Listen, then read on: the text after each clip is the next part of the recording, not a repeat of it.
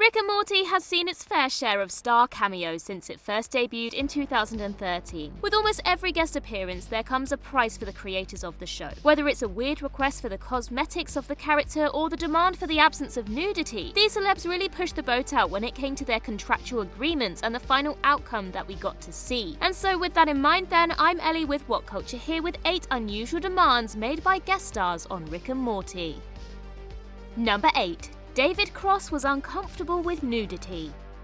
Episode 4 of the first season, M. Night Shyamalan saw Arrested Development actor David Cross featuring in a cameo role. In the episode, he plays one of Rick's self-proclaimed enemies, Prince Nebulon, and leads a race of aliens with a very particular phobia that some fans of the actor may recognise. Known for playing a man uncomfortable with nudity while on Arrested Development, Cross suggested to the writers of the show that they should incorporate this little Easter egg into the show to tie some of his work together. Not only is this a genius comedic move, but it's also nice that the show agreed to pay homage to the series that really helped the actor take off. His role as the Prince of the Zygerians is hilarious, and the storyline of the episode is vastly improved by his hatred of nudity, yet obsession with finding Rick's concentrated dark matter so that he can tend to the discoloration of his butthole flaps. Yes, the episode is fairly chaotic and vulgar, but what else do you expect from the show?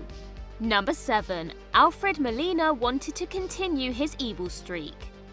Known for his role as Doc Ock in the Spider-Man film series, as well as his role as Multi-Bear in the hit animation series Gravity Falls, Alfred Molina is not afraid of being the bad guy. It turns out he actually quite likes it. In Season 1, we are introduced to Summer's boss at the shop Needful Things. Known as the Devil, Mr. Lucius Needful takes pleasure in gifting unsuspecting customers with objects designed to make their lives as good as hell. Played perfectly by Molina, this character has no sympathetic bone in his body. For example, his impotency-inducing shaving cream went down a treat when bought for finding a potential female mate. Despite all this, he treats his staff member Summer with respect and prioritizes running a successful business by whatever means necessary. As Molina is known for his evil roles, this cameo was perfect for the actor, and he accepted the opportunity to add another villainous feather to his evil top hat. The episode is one giant comment on the big business superpowers running the world of technology, making multiple harsh remarks to Steve Jobs and Mark Zuckerberg and their questionable histories.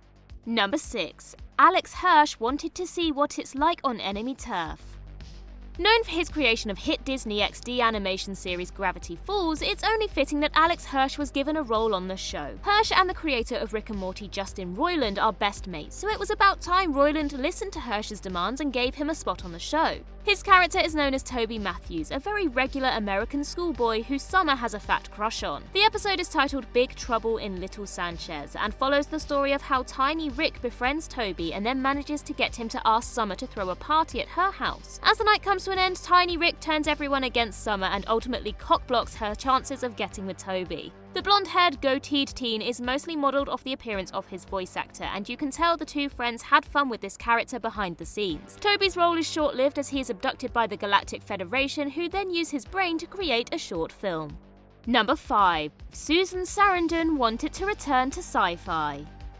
Perhaps one of the biggest celebrity stars to feature on the show, Susan Sarandon joined Rick and Morty as Dr. Wong, the family therapist. It's not the most glamorous of roles, but her character will forever be known as the only person to have ever outsmarted the might of Rick. In recent years, Sarandon normally assumes the plain Jane motherly role in movies such as Tammy or her latest venture Ride the Eagle. But Susan's career started off in the world of weird and wacky sci-fi with the well-known film The Rocky Horror Picture Show. So when Sarandon was offered a role on the show, she was more than happy to return. Lucky for her, the request for some wacky sci-fi was taken on board. Dr. Wong was featured on one of the most well-known episodes of Rick and Morty, in which the iconic Pickle Rick makes his debut appearance. It doesn't get any better than that for a guest cameo. Sarandon goes on to feature a few more times in the series, and every time she delivers a brilliant performance. Somehow her voice is so well suited to the calm and slightly condescending therapist. Number 4. Logic wanted to be Logic.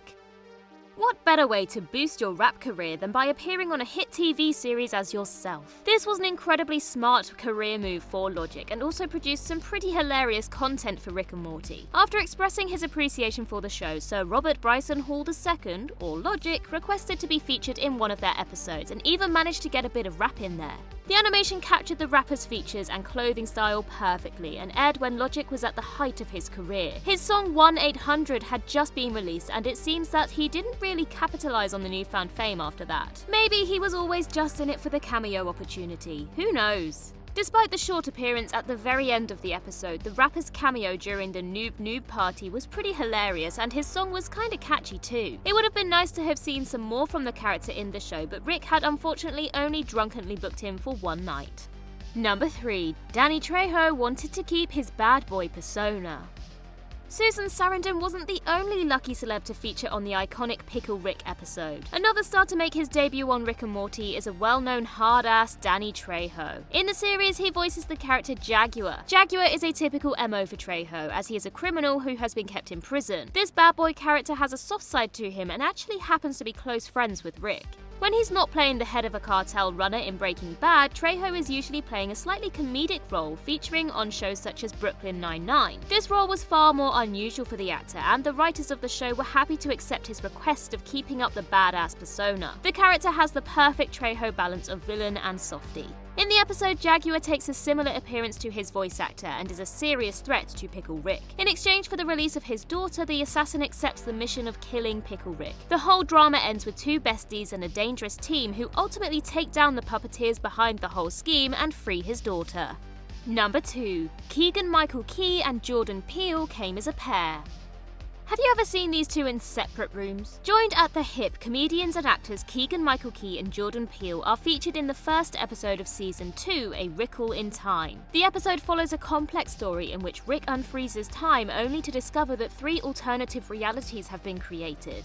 Their characters, fourth dimension time cops by the name of Schlimmerpants, appear and scold Rick for his shoddy timekeeping work, and proceeds to inform Summer, Rick and Morty that they will be placed in time prison for eternity. In response, Rick attacks Schlimmerpants and kills his gun Chris, and proceeds to shatter time even further, multiplying the number of alternate dimensions on the screen. There is so much to unpack about this episode, but one of the real highlights is the cameo done by Key and Peele as they appear as time cops and seem to have a lot of fun being the angry red vascular testicle monsters that they are. Good luck keeping up with this episode, as there are quite a few dimensions to go through before you get to the end.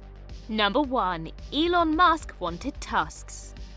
Now, this one is perhaps one of the weirder requests for the show. Elon Musk is known for being a fan of all things sci-fi, with Rick and Morty being no exception. The billionaire businessman loves to poke fun at himself, and does so quite effectively with his cameo as Elon Tusk, the wonder of Tuskler. What would you do if a famous billionaire got your contact details and requested that you feature him on the show, but with tusks? Another smart business move for the show, they agreed, and thus the comedic gold that is Elon Tusk was born. The character is pretty much the same as the real deal, besides the obvious orthodontal differences. Money can buy you anything, even a cameo on your favourite wacky animation series. Elon could buy Rick and Morty if he wanted to.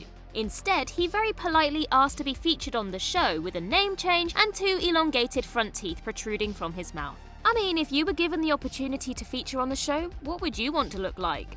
And that concludes our list. If you can think of any that we missed, then do let us know in the comments below. And while you're there, don't forget to like and subscribe and tap that notification bell. Also, head over to Twitter and follow us there. And I can be found across various social medias just by searching Ellie Little Child. I've been Ellie with What Culture. I hope you have a magical day, and I'll see you real soon.